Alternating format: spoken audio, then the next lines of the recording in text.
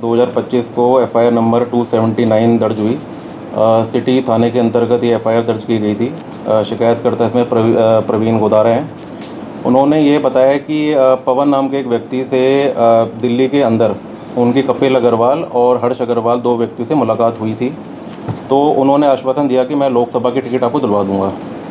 उसके बाद उनकी एक मीटिंग नॉर्थ एवेन्यू के अंदर एक हरपाल सिंह और एक आशीष पाठक नाम के व्यक्ति से मुलाकात होती है। वो कहते हैं कि आप इतने रुपए दे दो तो हम आपको टिकट दिलवा देंगे। तो उसने कहा कि 30 करोड़ पहले देने पड़ेंगे और 70 करोड़ आपको बाद में देने पड़ेंगे। तो इस दरमियान जब उनकी मुलाकात हुई, 30 करोड़ 70 करोड़, हाँ 30 करोड़ एडवांस दे देंगे और 70 करोड़ बाद में दे देंगे। सर यहाँ भी कंफ्यूजन में आ गया, करोड़ का नहीं है सर। हाँ 30 लाख और 70 सीआर की तो कोई फिगर ही नहीं है ना इसमें। नहीं, करोड़ में बात हुई थी इनिशियली जो इनके 1 अरब हो गया, फिर तो 30 करोड़ 70 करोड़ मिला। हाँ 30 करोड़ एडवांस अच्छा, और ठीक है। 70 करोड़ बाद में, कोई इस टाइप की इनिशियली डिमांड्स हुई थी। उसके बाद जब इनकी और भविष्य में मीटिंग्स हुई तो उस टाइम पर यह बात होगी कि आप हमको अभी 70 लाख रुपए दे दें। तो इसमें प्रवीण गोदारा था, उसने ऑनलाइन ट्रांजैक्शन करके 63 लाख रुपए ट्रांसफ़र कर दिए। तो इसमें जो अकाउंट इस्तेमाल किए गए थे वो कपिल अग्रवाल के किए गए थे और कपिल अग्रवाल ने ये पैसे लेने के बाद आशीष पाठक को ट्रांसफ़र कर दिए थे। तो दोनों को हम लोगों ने कल गिरफ्तार कर लिया है और उसके अंदर जो पूछताछ में ये पता चला है कि कपिल अग्रवाल ने पैसा लिया था तो आशीष पाठक को जो दिया तो उसने पैसा को कैश में विड्रॉ करा के किसी थर्ड पर्सन को दे दिया है। वो कहते हैं कि कोई विजय भट्ट है और कोई सोलंकी है जो गुजरात के रहने वाले हैं। तो अभी हमारे पास गिरफ्तारी में 6 दिन की उनकी रिमांड पीरियड है। तो वो आज टीम दिल्ली में गई हुई है और जो भी इसके बाद मोबाइल फ़ोन सिम कार्ड्स वगैरह बरामद हुए हैं तो उससे भी हम लोग वेरीफाई कर रहे हैं कि और किन किन लोगों का इसमें रोल है। टोटल डील कितने रुपए में हुई सर? टोटल डील इनिशियली जो इनकी लोकसभा चुनाव से पहले जो डिस्कशंस चल रही थी तो उसमें करीब 100 करोड़ का इन्होंने क्लेम करा कि इतना रुपए आपको लगेगा। बट जब इनकी बार बार मीटिंग होने लगी, 2 बार 3 बार मीटिंग हुई तो फिर डील की जो अमाउंट थी वो थोड़ा थोड़ा करके कम होने लग गई। तो इसने इनिशियली कहा कि मैं इतने 63 लाख 40 हज़ार रुपये तक अभी देने की क्षमता रखता हूँ और उसके बाद जब आप मेरे को आश्वासन दे के कन्फर्म करा देंगे उसके बाद मैं और आपको दे दूँगा। बट जब ये इलेक्शन का दौर चलता गया, नॉमिनेशन वगैरह होने लगे और जब उसको ये भरोसा हो गया कि मेरे को कोई टिकट नहीं मिलेगा तो ये उनसे वापस पैसे मांगने लगा। तो जब पैसे मांगने लगा तो उन्होंने मना कर दिए और बीच बीच में मीडिएट करके इन लोगों ने कुछ पैसा अपने पास मंगा लिया था। बट उसके बाद भी जब इसका कंप्लीट पैसा नहीं गया तो इसने पुलिस को अप्रोच किया, जिसको हमने तुरंत संज्ञान में लेते हुए इसके खिलाफ़ जो आरोपी के खिलाफ़ में एफआईआर करी और उसके पश्चात जैसे भी कार्रवाई चली गई तो हमने इनकी गिरफ्तारियाँ करी। और इसके साथ में जो हरपाल सिंह है आरोपी है, उसका हमें जानकारी मिली कि उसने एंटीसिपेटरी बेल लगाई थी जो कि रिजेक्ट भी हो गई है।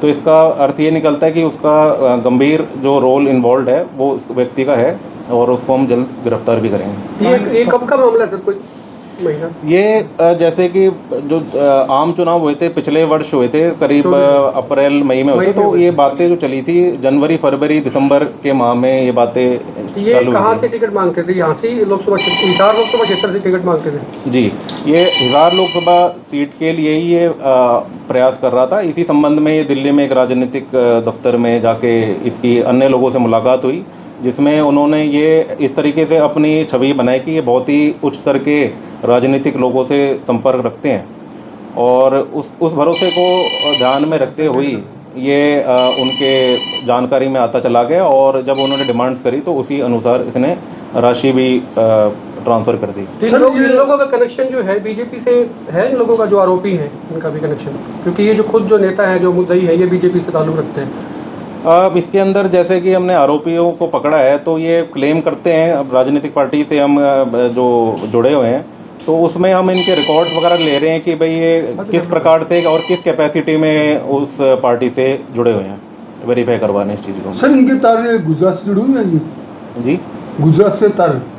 हाँ, इसमें जैसे कि ये बता रहे हैं कि जो हमारे साथ में आशीष पाठक है तो उसके पास जो पैसा आया था मतलब कपिल अग्रवाल के अकाउंट के माध्यम से, इसकी एक ब्लू पैक करके कोई कंपनी है, एक आईटी कंपनी है जिसमें करंट अकाउंट चलता है, तो वो आशीष पाठक के नाम ही रजिस्टर्ड है और फिर इसमें जितनी भी राशि आई थी तो उसी के अकाउंट में आई थी जो उसके नाम है।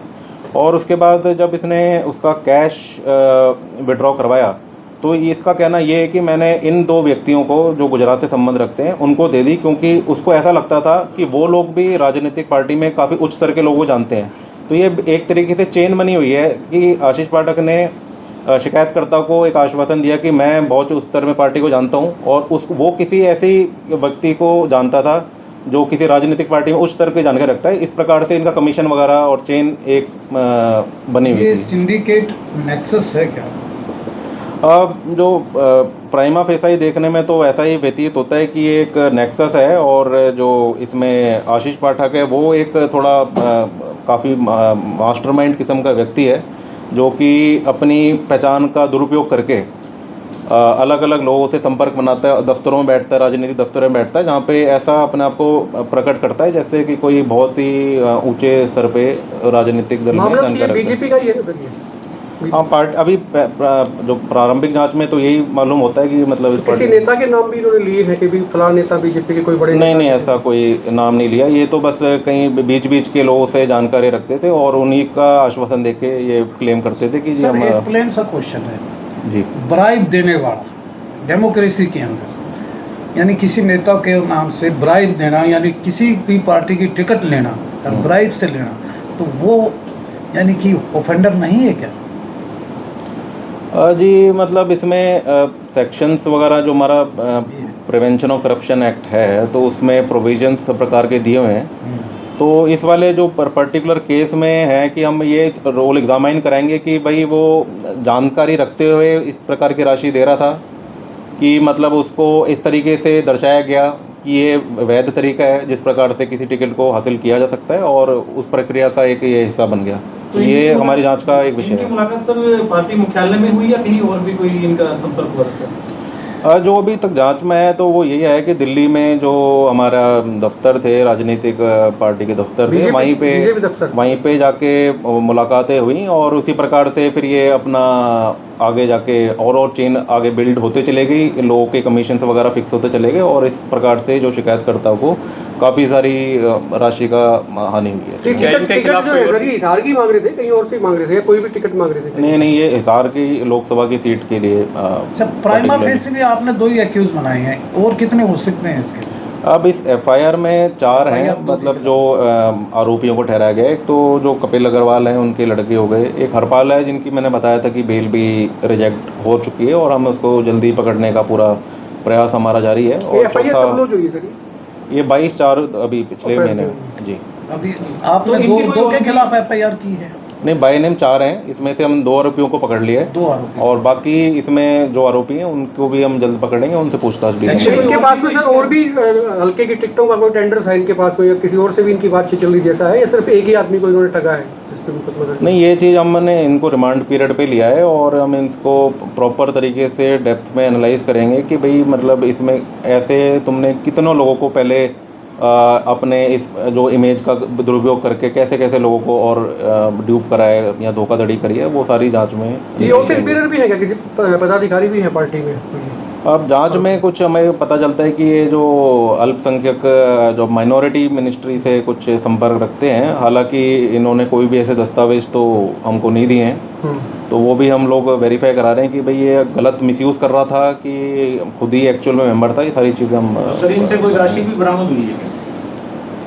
इनसे कोई अभी तक राशि बरामद नहीं हुई है। इनसे शुरुआत में जब हम कंप्लेंट के स्तर पे थे तो इन्होंने कुछ राशि फॉर्मल चैनल से इन्होंने ट्रांसफ़र कर दी थी, 26 लाख। मगर हमारा कोई उस प्रकार का काम नहीं होता है, हमारा लीगल एक्शन लेने का कार्य होता है, तो हमने उसी तहत FIR दर्ज करके लीगल एक्शन लिया। ये जो मीडिएशन का काम है कोर्ट का काम होता है, तो कोर्ट के माध्यम से जो भी बरामदगी होनी है वो वहीं से करवाई कितने दिन के जाएगी। रिमांड पे हैं भाई दबी? ये कल गिरफ्तार किए गए थे, तो 6 दिन की रिमांड पीरियड पे इनको चल रहा कहाँ है। से गिरफ्तार किया गया था सर? ये एक जो आशीष पाठक हैं, ये तो गुड़गांव के सेक्टर 4 से गिरफ्तार किए गए हैं, जो क्रय के मकान पे रहते थे, और कपिल अग्रवाल हैं, ये राजेंद्र नगर दिल्ली के में अपने खुद के मकान में रहते हैं, CA का काम करते हैं। स्टिल 2 यानी कि अभी पकड़ने बाकी हैं। हाँ जी, 2 आरोपी अभी हैं, उनको भी हम लोग जल्द पकड़ के पूछताछ करेंगे। ठीक है सर।